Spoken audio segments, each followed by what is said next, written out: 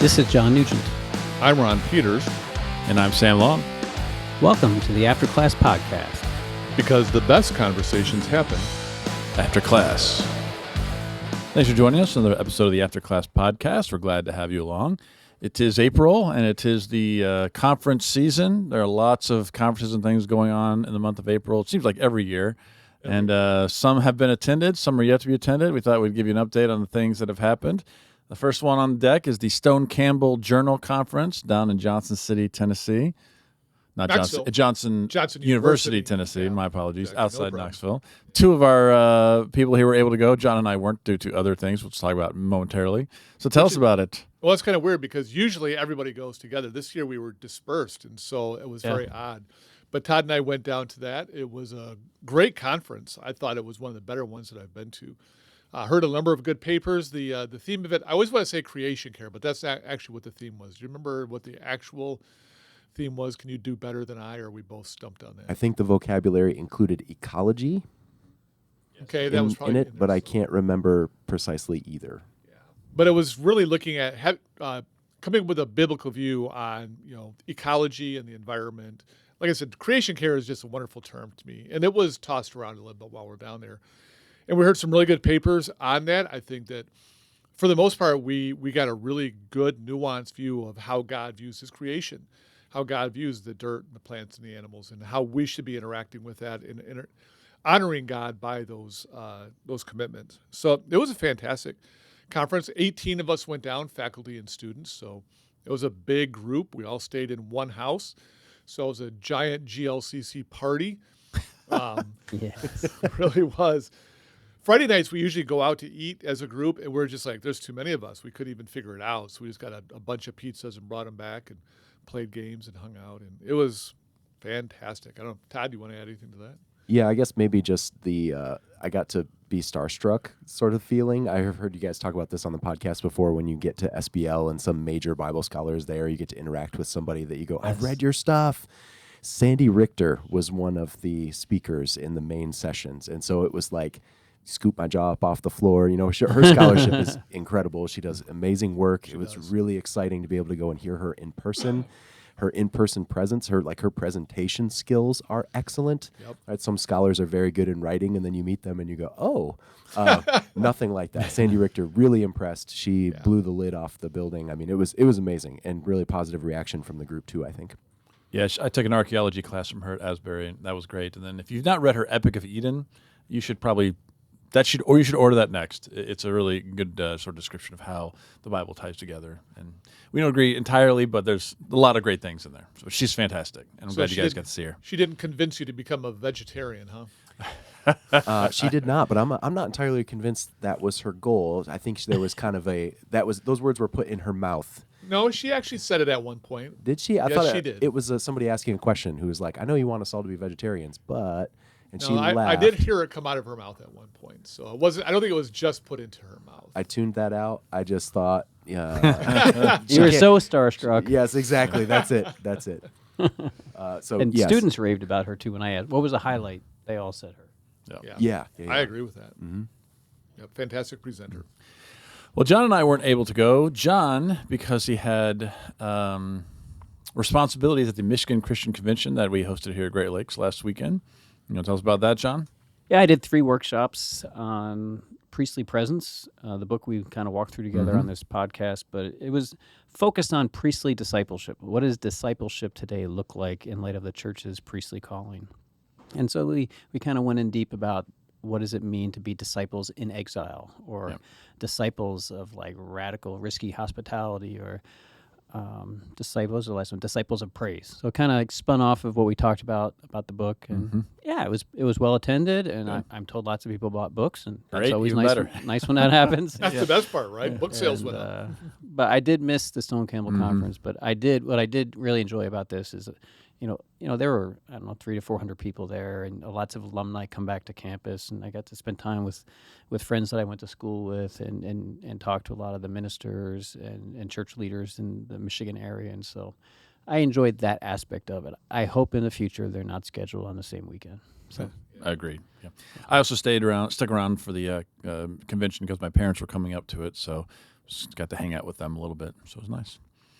I have a conference coming up this weekend, the Ohio Teens for Christ conference. I've been asked to do one of the main sessions. I really love their theme this year. It's called Playlist for Life, and it's walking through the Psalms. And so the first night is praise, the second session is lament, and I get to wrap it up with Thanksgiving. So looking forward to that. So we'll let you know how it goes. Hopefully, okay. I haven't preached to teenagers in a minute, so we'll see how it goes. I hope you don't lose the audience too quickly, right? So in the Hebrew, if you break You get into the Hebrew, and if you look at the vowel pointing, If any of us could pull it off, it's you. well, thanks, appreciate that. bring the sarcasm, they're going to love you. They'll Yeah. just love you for that. I will say one of the most challenging main sessions at the Michigan Christian Convention was I forget his name now, but he came and talked about how prayer and fasting are kind of like help bring about the atmosphere for revival. And so it was really challenging and works well with today as we're going to be talking about fasting. Hey, great transition. I do what I can. Solid. Paid all the big bucks. Well, fasting, another one of the inward disciplines, as Richard Foster has categorized them. So we've got 2 of these left to get through the 4 inward disciplines before transitioning to another category. And again, these categories are helpful, somewhat arbitrary in the sense that they're not biblical, but it's about, just us categorizing our understanding of what it is exactly that we're talking about. So before we jump into Foster's definition and my definition, I'm curious, when you hear fasting, I assume you don't think of somebody traveling at high speeds. What comes to mind when you hear fasting? Obviously, not eating. I of course, these days, all the rage is intermittent fasting, right? Yes, I'm not going to eat for the 16-hour period every day, and it's going to do amazing things for my body, right? And so I think a lot of people in the popular culture, when they hear fasting, it's for health reasons, right? Where I'm going to do this and really supercharge my whatever system to get going. A church that I used to attend many, many years ago, fasting was a part of the rhythm of the church, but it wasn't always just food, although we would do food fasting. People would have a variety of different kinds of fasts. I remember going on a media fast, and this is before we had cell phones and all that. But not watching any TV, not listening to the radio, and using that time to just pray. And so doing different kinds of fast was a big deal to us. And I remember one time in particular feeling like it was very, very beneficial to me, that my experience with God during that time period was fantastic. And so when I think of fasting, it really goes beyond just, going without food, but other forms of fasting. Yeah, I'm one of those people who tried intermittent fasting earlier this year. I lasted about 8 weeks. Oh, that's not terrible. That's pretty good. 8 weeks is not too bad. Yeah, you act like that's a And- short amount of time. I lasted 2 days. And So.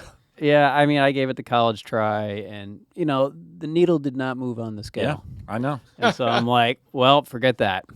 I'm willing to be radically disciplined and rearrange my life schedules and exercise routine and coffee routine, if I'm going to see positive fruit. It just didn't do it for me. Sad to say. Yeah. I would say that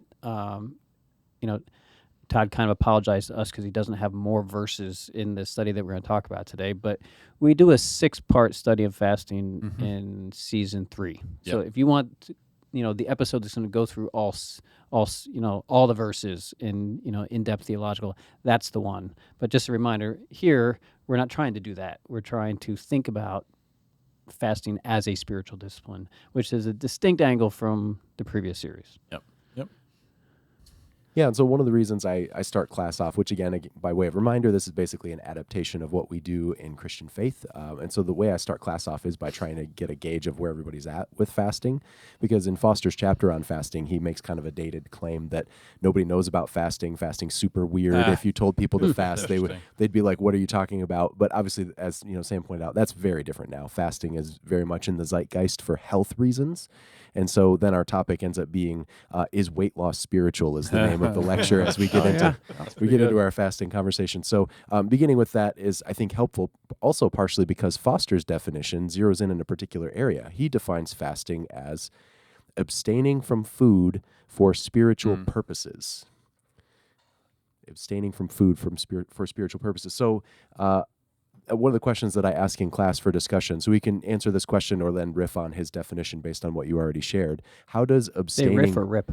riff. Oh, Riff. Wow. Rip on it. John's, Brace yourself, Todd. John's ready. The ripping shall commence. The question that brings to my mind is, how does abstaining from food help you spiritually? Well, it's funny because, again, going back to the church where I used to attend, a lot of times they try to sell people on fasting by pointing out the physical benefits. You know, you're going to be healthier, you're going to manage your weight, all those kinds of things. And it in retrospect, it's really funny to think about that. It's like, you know, trying to improve your prayer life or draw closer to God. Evidently, these are not strong enough arguments to get people to want to go with. You know, you got to improve your body.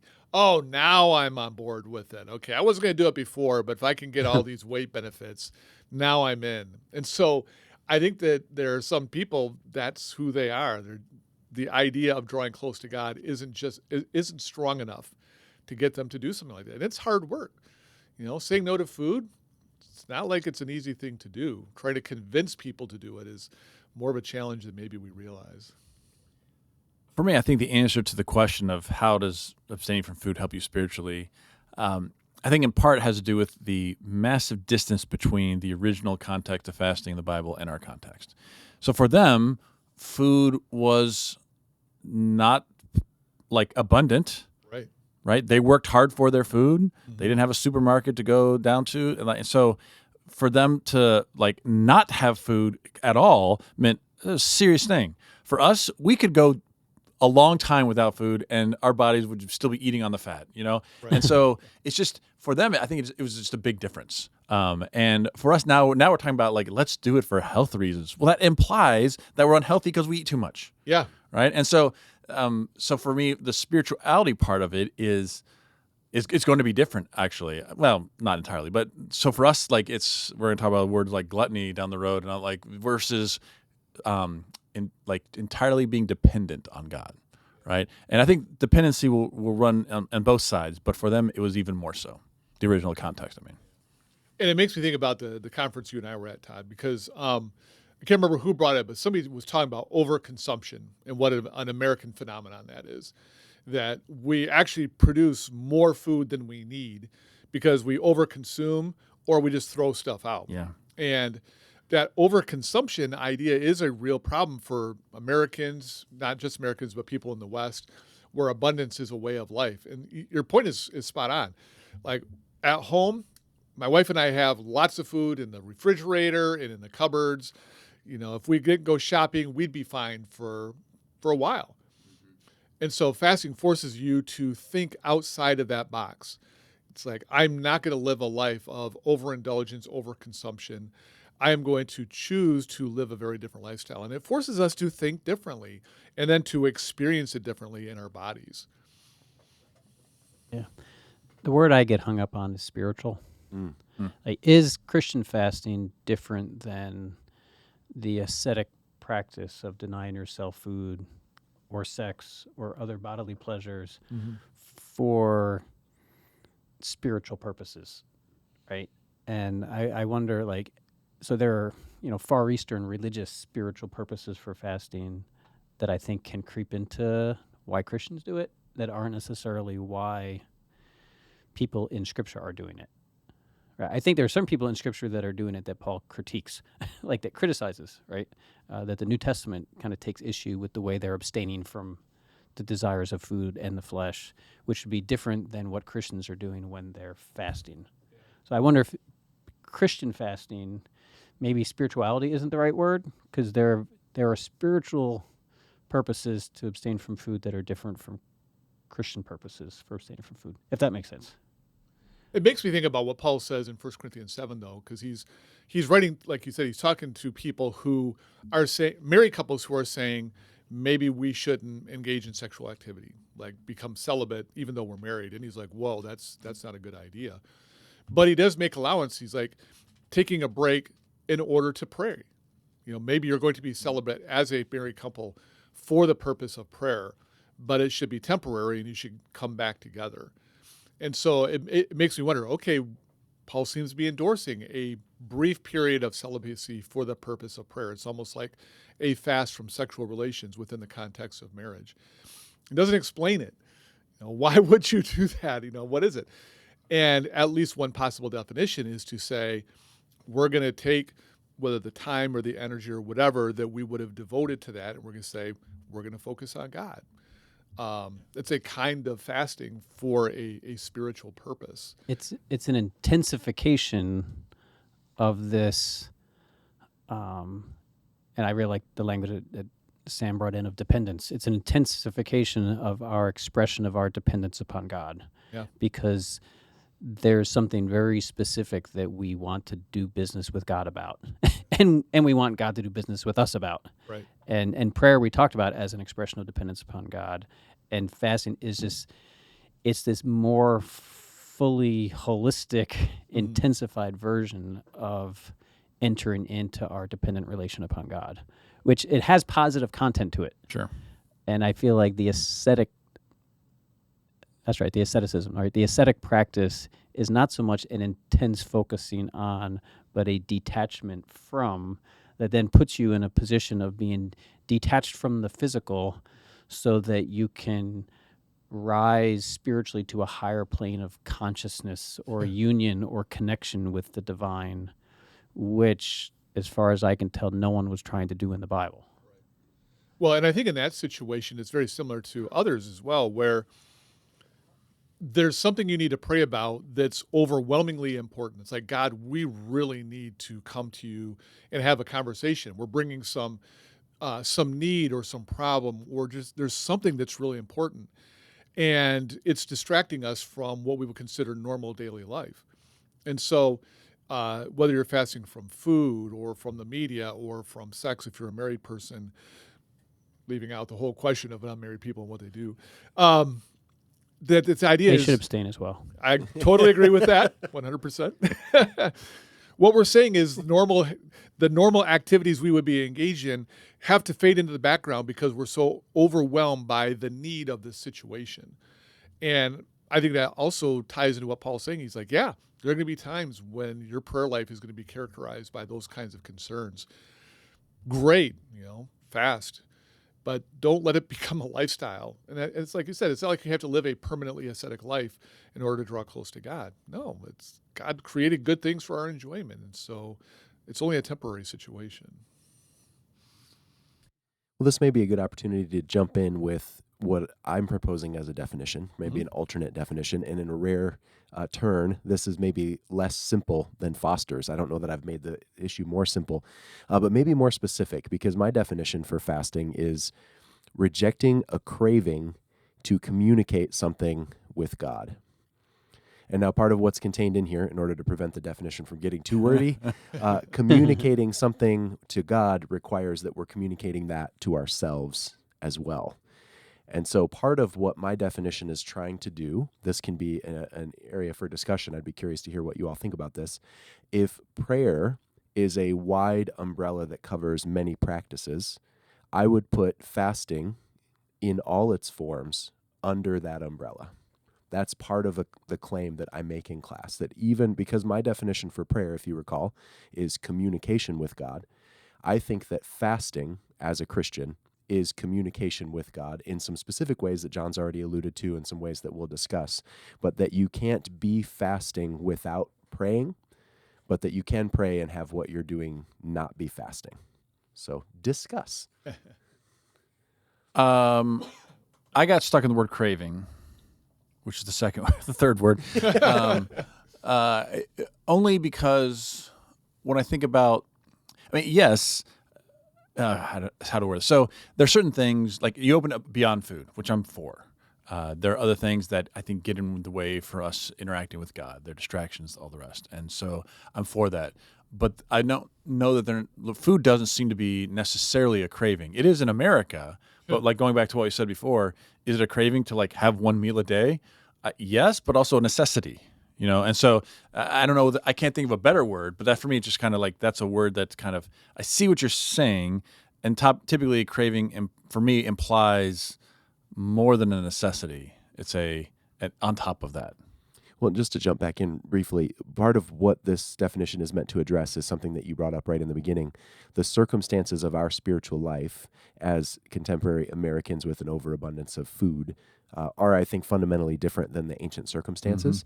And so this definition, I think, again, just to continue nuancing, That's I think this definition does not translate real well onto victims of an earthquake who have a bunch of their food stores getting wiped out or something. This is the definition for our listeners who live a life more or less of abundance. And I would agree with that. I think you made a good point that fasting is always connected with prayer. It's like, I'm going to fast, but I'm not going to pray. You don't really see that very often. Now, some people fast, as we said earlier, for health reasons, but that's not really what we're talking about. As a Christian, if somebody says, I'm going to fast this week, most of the time they're going to do that in conjunction with prayer. And so fasting and prayer just do seem to go together in a very important way. And you can pray without fasting, but it's hard to imagine fasting without praying. It's like, what's the whole point? There seems to be something there. Are you saying biblically that way or culturally? Because I don't think culturally that's true. I'm talking about within Christian communities that I've been a part of. Like I said, that's what I'm saying. A lot of people fast just for health reasons. I'm not talking about that. But anytime I've seen fasting happening in a Christian context, I've never seen people say, yeah, I'm just fasting this week. Okay. There's usually a prayer component to it. Yeah, it does. I think your definition improves upon Foster's because it's not just the absence for spiritual purposes. It's to free you up for that communication. Right? There's that positive content that you're adding that I found ambiguous in his, only because there are other kinds of fasting that are spiritual that don't involve communication with God and amplification of your communication with God. So I think that takes us in the right direction where I thought his was lacking. Would fasting so that you might throw yourself more fully into the reading, studying, meditation upon Scripture be a viable fasting where you're not necessarily saying, God, I have something to say to you, but God, I want to be all the more devoted to studying your word. Israel sometimes called fasts and devote themselves to the study of the Lord. We didn't get that a lot, but these assemblies that end up being fast days of immersing yourself in Scripture, would that count in yours? Because that's, Ron, like your prayer one, does the immersing yourself in the Scriptures that you might hear from God, that He might hone your vision, sharpen it, is that compatible? Yeah, because I think it goes back to what Todd was saying, having a very expanded view of prayer. This is about communication. And so when we're studying the Word, it's not merely an intellectual exercise, but it's how we hear from God. And I think that if somebody's digging into the Word, it's like, yeah, I want to hear God or I want to understand. At some level, there's still some, hey, God, help me out with this.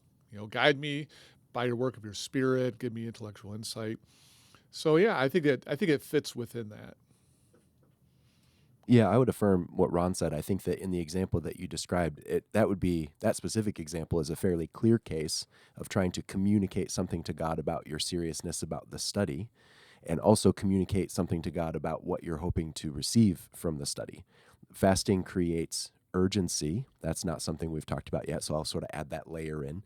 There's a kind of urgency. It's like, if, as Sam mentioned earlier, if I just don't eat ever again, that's not going to work. So at a certain point, this prayer ought to be addressed so that I can start eating again is a kind of like unspoken element, I think. Resisting the cravings or rejecting a craving. It's like some of our cravings are pretty mundane. We would never need to do them again, like a craving for sugar or pop or the kinds of things that we often give up in a Lenten season. But there's other cravings like I need proteins that sustain human cellular structures like that, whatever. I'm not a biologist, so forgive me if I just said something really dumb, but we can't abstain from that forever. And so there's a kind of urgency attached to it. And so our rejecting the craving as a form of communication, I would argue that is living very comfortably under that prayer umbrella, as I mentioned. And Foster even, I think, goes to this length in his prayer chapter when he talks about prayer as the kind of like unifying or foundational discipline for all the disciplines. In some ways, it's hard to get away from all of the disciplines relating to prayer in some way. They all sort of have a connection. And I think the connection that Ron already pointed out for study the connection between study and prayer is that study is the time that we're really intentionally going to seek words from God. We're trying to hear from God. And we'll deal with that next week. But anyway, I think I would just agree with everything that Ron said and just add that nuance of communication. We're communicating that we want an answer as much as we might be communicating that we want to say something when we're fasting and praying for a different issue. I think those are the best words I've ever heard. I agree with everything Ron said. Why don't I hear that more often? Because Todd just joined the podcast recently. Wow. Whoa. I mean, he's not wrong, but it's not the sort of thing you say out loud on air, John, but okay. That was slow pitch softball. Yeah, I was it was. waiting for that. I knew somebody's going Well to done. throw that in there. So, okay, well, let's recover from that. At this point, it would usually be about this point when I would want to take a quick pause. We've sort of established some parameters within which this conversation is going to happen, and I think that listeners with particular backgrounds or experiences their minds may begin to wander into some areas that I think we have to address before we go any further. And so I want to be really clear that I think that there are some necessary disclaimers that accompany fasting in some ways that you don't have to be maybe so careful or precise in other areas. And those things are, as I've listed them here, eating disorders or physical conditions like diabetes or something like prescribed medicine. Fasting, like resisting cravings in general, as a definition, I think works. But when we start to accompany that with some of the other brokenness that we experience and the difficulty of our world, if somebody is wrestling with an eating disorder and then we challenge them to fast, and that's sort of in line with an ailment that they're wrestling against, suddenly we've encouraged them to ally themselves with a power that's trying to destroy them, so to speak. And that's really never, I want to say like capital N, like never what we're trying to advocate for with the spiritual discipline of fasting. We're not talking about making intentional choices to engage with unhealthy practices that have been historically destructive to you, or to deprive your body of the necessary insulin that it needs to not go into a kind of shock and shut down, or even, resisting medicines that are prescribed by doctors. I'm not saying every medicine ever prescribed by a doctor is correct. I'm just saying that this is not a blanket principle that says everything should be fasted from at some point, or everyone participates in fasting the same way. That can't be true because of our physical limitations, that we are embodied beings and we live in sin. Yeah, some people simply can't live without TV.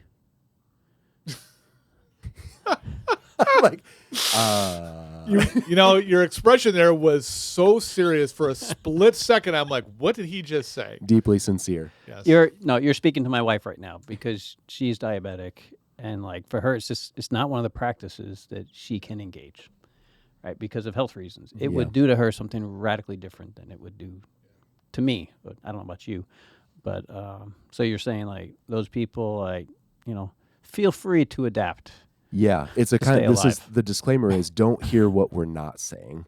What we're not saying is everyone has to fast just like Todd fasts, and here's the ways that Todd fasts. That's not what's being communicated. We're all going to draw on our own experiences as non-diabetics. So a diabetic who has to take responsibility, like your spouse you brought up, who has to take responsibility for what effect that's going to have on her body, she has to do that discernment as well. We're not trying to say that everybody should be able to do this, because inevitably, the Christian faith class is a big class. We have students in there that come from varying struggles, backgrounds, diagnoses.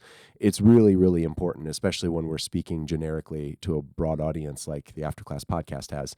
Nobody is trying to say, get off your meds or do something dangerous. If fasting from food in that way is going to create dangerous circumstances for you, then the word cravings there should be liberating. Rejecting cravings. You can find other cravings to engage in this spiritual discipline to reject that are not going to pose a serious danger to your health.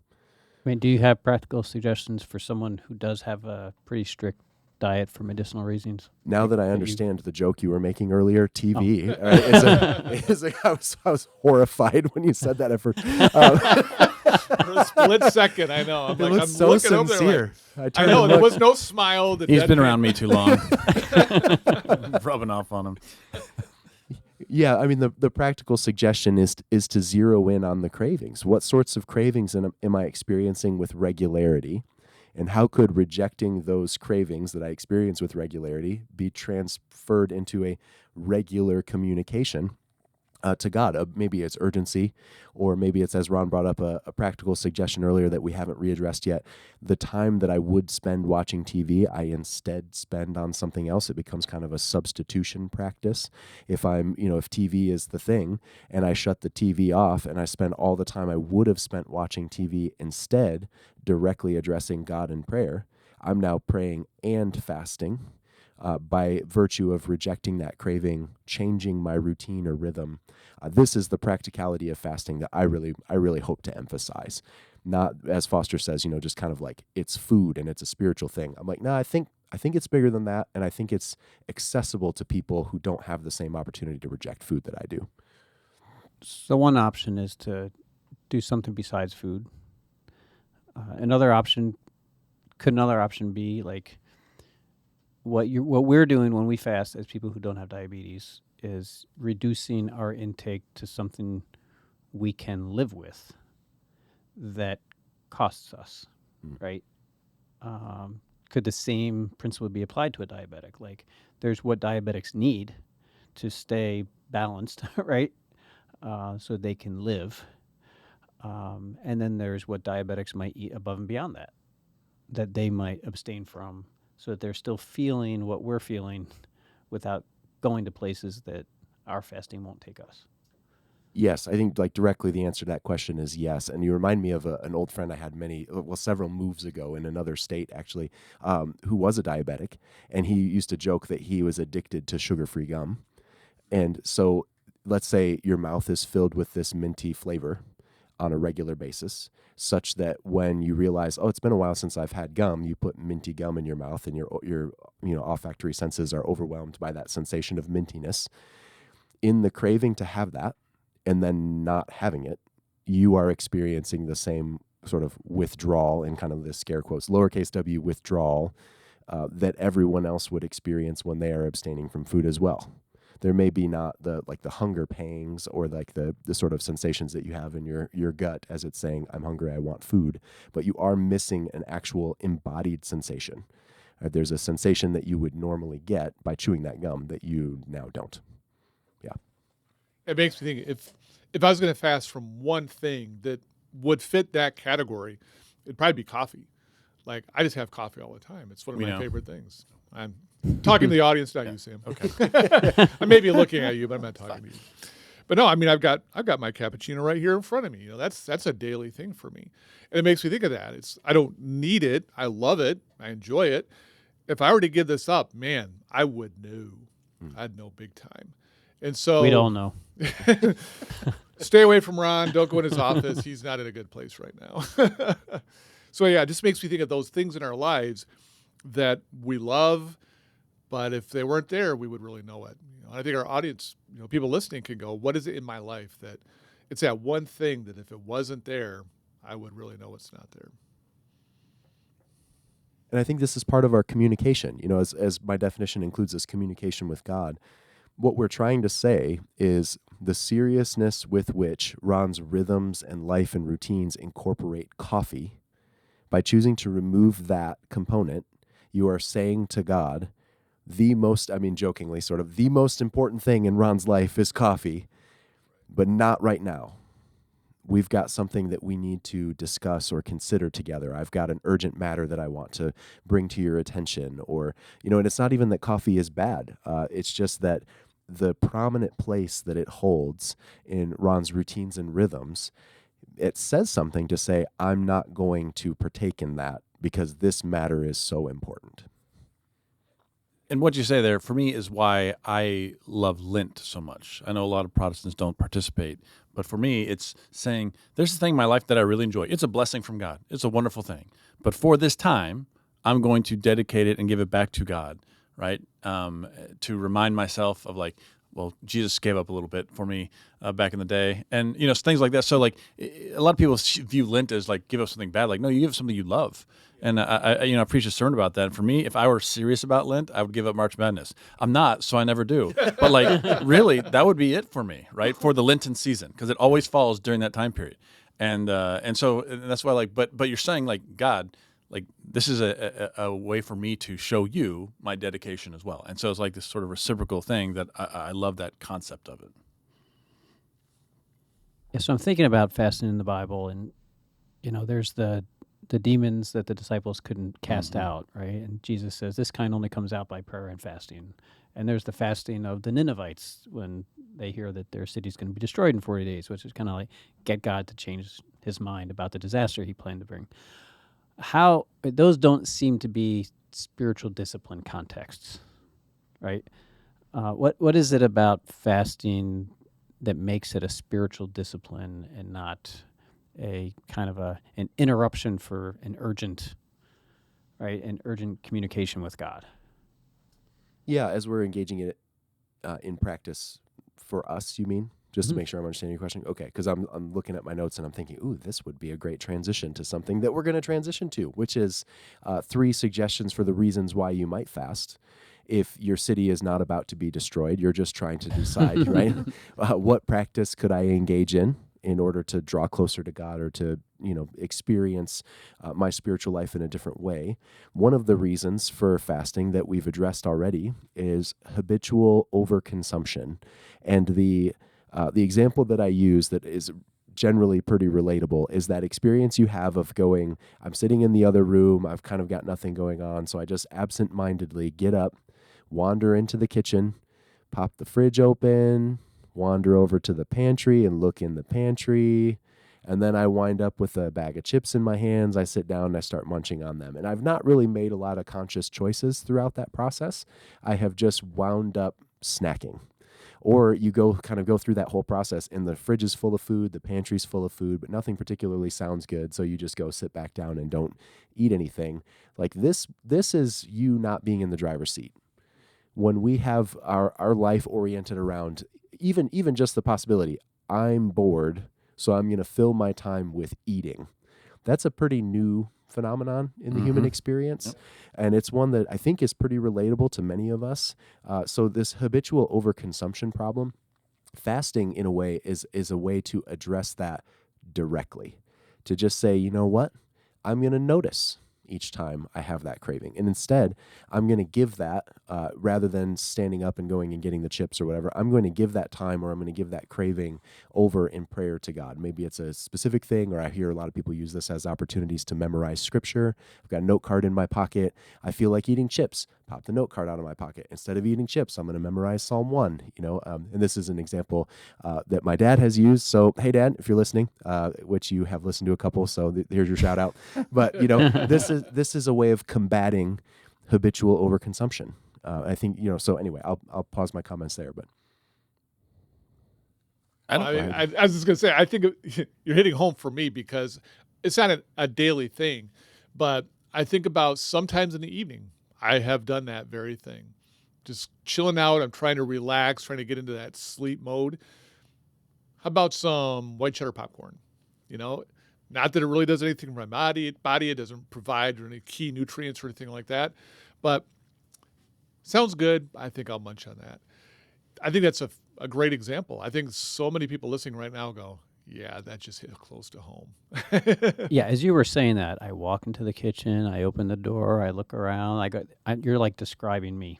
Like that's when I this happens at least 3 days a week where I just have some dead time where like no one's around and I'm just relaxing. That's like an automatic gear I go in, so I could picture myself doing exactly what you're saying. And it's part of habitual overconsumption, right? It's not, I don't need this. When these stars align in this way, my body is conditioned to act in that way. But like to fast to not do that could be just fasting for health reasons. But when you introduce, instead of doing that, I'm going to open up the Word. Instead of doing that, I'm going to remember to, pray for the leaders of my church and of the country or whatever, or I'm going to intercede on behalf of members of my church family. Like now you're filling it, right? Now you're giving it positive content, which makes it perhaps more Christianly spiritual. I'm good. Just giving you an opportunity. Sorry, I just I'm all right. stared at Sam and I stared back. Put a lot of pressure on. You ever move around your kitchen like that and open No. doors? And Yeah, of course, we all did. I had nothing. I just said, yes, me too. So this particular issue is characterized by the mindlessness of it. The we're not in the driver's seat. We're just sort of maybe in the sidecar of the motorcycle, just being carried somewhere. The next one has a lot more to do with the intentional choice that we make. And so I've called this gluttony in class so that I can have a chance to talk about that Christianese term and all of that. But what I really mean here is the times that we make a choice to consume things that we don't need.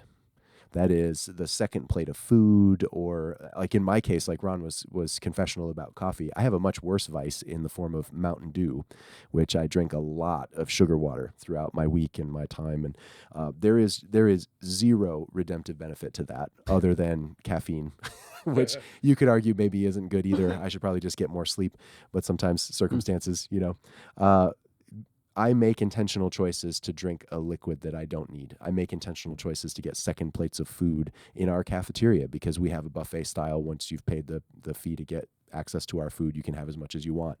And there are definitely times I have as much as I want. That is an act of overconsumption that I'm in the driver's seat for. It's not an accident that I get up and I go get more food. Yeah, I just wonder if the gluttony leads to the habitual overconsumption. So we're used to having so much and more than we need that, like, when you're in this dead time, like, well, I assume I need to be having something, right? And either way, I mean, that's our society. That is a pretty big vice that a lot of churches don't like to talk about. Like, we're happy to talk about, sex and other things like that, but God forbid gluttony comes on the table. I know, right? Because that'll ruin our post-church meal. Yeah. Well, there are certain dishes that Suzanne makes that are everything she makes is fantastic, but certain ones just like hit the sweet spot for me. And I always say it, you go back for that second or even worse, third plate. And I'm like, I'm eating for fun now. I don't need it. I'm full, but this is too good and I want more. And so I think that can fall into that gluttony. Now, there's a time for feasting. That's right. Let's recognize that feasts are a part of what God has called us to do. But does every meal need to be a feast? Or are we treating every meal like it's that kind of a time? So, and I think that's the problem. That's what we turned it into. Is every meal now is that, instead of selected times that we revel in God's abundance. Now we assume God's abundance in every meal, and that seems really to be not right. I agree with you. I want to make one more quick comment and then transition to an unrelated question that I want to close on. So the one more comment I have is that fasting is an opportunity to intentionally practice self-control, which is a fruit of the Spirit. It's something that we value as followers of God. We don't want to be mastered by anything, 1 Corinthians 6:12 says. Self-control in practice is something that we sort of find out we don't have by finding out we don't have it. So if we want to get ahead of the game, fasting is a great opportunity to try and pursue self-control in an area that we have a lot of control over. So that would be the third point. I want to pose a question. Oh, sorry. If you have something before you do, I think it might be related to the question about the pose.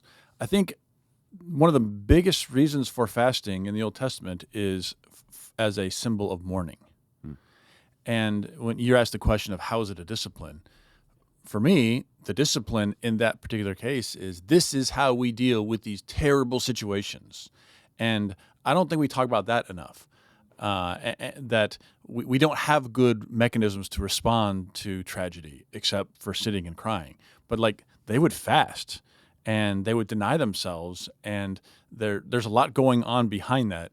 And I just wish that were part of this too. We so focus on the gluttony stuff, which is important for America, but I think also important is how we deal with tragic circumstances, which is fasting, how it's used a ton, especially in the Old Testament. And I don't know, does Foster even talk about that at all? I'm kind of guessing not, but it's been a while. I don't think so. I think his intent is to be practical. And So I want to follow up on that, or a follow-up question for you. I think that's interesting because our culture goes the opposite direction. Right. When we feel stressed out, when we feel hurt, we binge eat. Yeah. We tend to eat. How do you think, what difference does it make to fast when you're mourning rather than overeat when you're mourning? Like, you know what I'm saying? Because I think there is a profound difference. Mm-hmm. Again, I wonder if there's not the connection we talked about early on in this dependence aspect of it. Because when I'm mourning, now I'm kind of looking for something to fill that void, and that something is often food or something else, right? When I'm fasting, what's going to fill a void? well, it's got to be God and God's Spirit, or it's not going to really be anything else. And so I wonder if that's a part to play in it. When that's really what we're trying to do. We're saying, God, I'm experiencing this loss, and I don't know what to do about it. And the reality is, the only answer is God. Like, the person's not coming back from the dead. So I wonder if that's a possibility. I don't know if you have other ideas to that question or not. I think one necessary implication of that is it puts a limit on it. Right? Because we like eating and we associate that with mourning, we can extend mourning without end. Because we like to keep eating, and just overeating this week snowballs into overeating next week and overeating. Like, it's an addictive behavior that we like, that could have the effect of extending our mourning longer than it should be. Whereas if we respond by fasting, we're putting a timer on how long. It just reminds me of, the book of Lamentations, even the structure of Lamentations, even the A to Z of it. Yep. It's like you kind of work through it all and you reach Z. Yep. And there's a time to end lamenting. And I think that's part of the messages of Lamentations and how it's structured, which we'd probably have to go into bigger detail for people to get what that means. But I feel like fasting does put a timer on it. Sure. And I think the Israelites, and maybe even that culture wider, had it is really important to mourn, and to mourn in community, to have mourners who mourn with you, and to deny yourself during this time, and that keeps you from dwelling forever on your loss. I don't know. Well, I think fasting leans into mourning. It's like, I'm mourning, I'm feeling pain. Food just doesn't sound good. But when we binge eat, we're trying to cover up our pain. And so I think that goes what you're saying is now we're extending it instead of leaning into it and just getting it all out, weep and wail and do all of that. It's like, no, I don't want to do that. I want to feel better, but we're not allowing ourselves to process through it. And I think that's part of why it ends up extending that process. That's an important addition. I appreciate that. One of the enjoyable discussion questions I get to ask that you can often get the class kind of rowdy and riled up is fasting just a hunger strike to manipulate God? Obviously, that's like as inflammatory of a way as I can word that. To offer just a quick answer, and we can do as much on this as you want, the fundamental difference here is more obvious in prayer. When we're offering prayers using words or other means to try and communicate something with God, it's more clear that it doesn't have that hunger strike association, that we're just trying to be emphatic. We're trying to be urgent, much like you go to a parent who knows more than you and you say, man, I really want to go and do this thing. And the parent says no, or the parent issues whatever decree. It's like, yeah. And then you walk away, you accept that thing. Fasting is meant to be in that category as well. It's not like, well, I want to pray, but I want to super pray, so I'm going to fast, and then I'll really get my way. Like, none of this is about, again, trying to put us in the driver's seat of deity. God is still God. We are still humans, and fasting is an extension of our prayer. It's not a way to, extra or super motivate God or, trick God into something. It's a part of our communication. It's part of that relationship. It intensifies our communication, not with the expectation that we can trick God or overwhelm God with how convicted we are, but that we communicate because this is how relationship works. And fasting, I think, fits neatly in that category. Well, okay. On the one hand, part of what we do in praying and fasting is to align ourselves with what God is doing, God's will, right? But we come into it hoping that it is the will that we're bringing to it, right? So if my child is in the hospital and is on death's door and I decide to fast and pray, my goal is to convince God to heal my child. That may or may not be in God's will, right? And so part of it is to align myself with God's will. But I'm definitely going into it not knowing in advance what God's will is, to move God towards that. So manipulate is a hard word. It's probably not the right word, but that's the point of the question, right? But to influence God, I think yes is the answer. Manipulate, less good connotations. Yeah, I was thinking similarly. I think I'm on Team Hunger Strike. Yeah, I see that function in the Bible. Yeah. That may not be the Bible as fasting as a spiritual discipline, but David, when he wants God to spare the life of his son that God has promised to take, he goes on that hunger strike, and as soon as the child dies, he's like, all right, I'm done. And what he's doing there is not critiqued. It's just he had the purpose for which he was. I don't know. I may have used the language of fasting is a way to supercharge our prayer to God. I think of when we talked about prayer, about the strange or the friend that comes at night and knocks on the door and won't stop knocking. I think fasting is a way of knocking louder, because we do want God to get up and do something. So I don't know. Maybe that's not fasting as spiritual discipline. I'm not sure that's fasting used unbiblically. Yep, same. And I said, again, but I think in that process, ideally we come to the realization, maybe not as clear. Well, David was very clear when the child died, that's it. But come to the realization that God's with us or not with us. And I think that is part of it. We come with intentionality, but ideally through the process, we realize whether God's with us or not. Yeah, I don't know. Maybe that's an unspiritual purpose. And strike is like, I'm sticking it to you by doing this. And we're not sticking it to God. It's like he's asked us, no, you can implore me more intensely to get my attention. And, the analogy of knocking on the door, I think fasting is like you come once in prayer and you come again in prayer and fasting. It's a way of amplifying. And I'm not sure amplifying is bad. Yeah, it keeps us, this all that we're describing keeps us firmly in the realm of relational metaphor and analogy. The person knocking at the door is trying to get the attention of another person. What this avoids is the magic spell casting thing, where I've mathematically input the right input, so now I'm going to get the right output, and that's what's intended by the use of the word manipulate in my inflammatory question.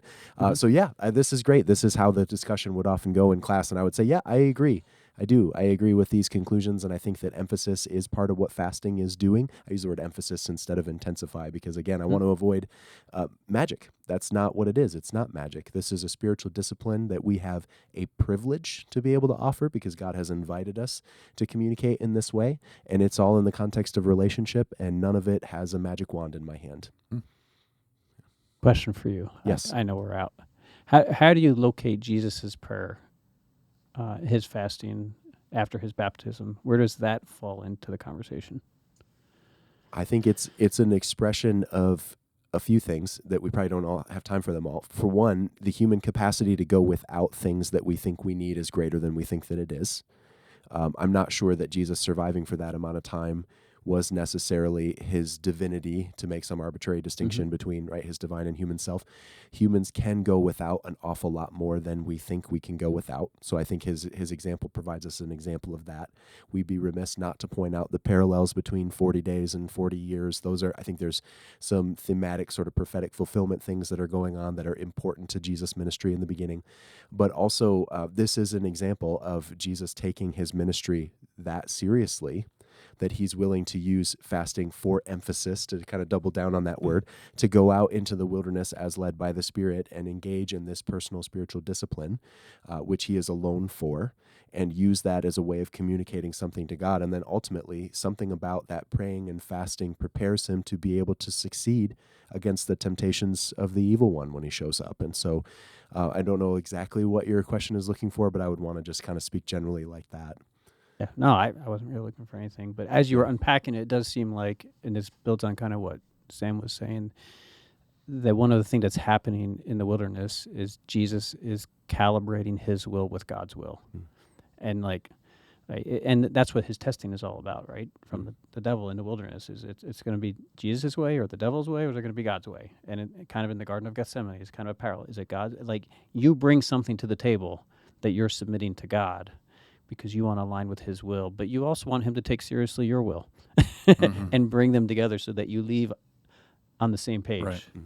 And you're willing to yield to God's will, but you might have the conviction that God might want to be influenced by your will, so that you leave together. He might take a step forward toward what we're asking for, that he may not have been planning to otherwise.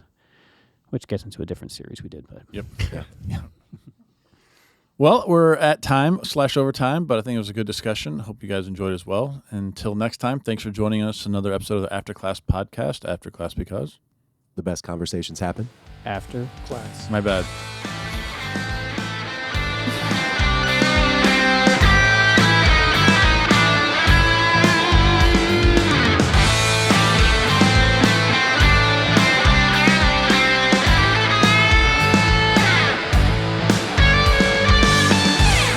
Thank you again for listening to this episode of the Afterclass Podcast. ACP is hosted by Sam Long, John Nugent, and Ron Peters. Audio editing and mixing is done by Drew Nyquist. Episode images and descriptions are provided by Darren Harris.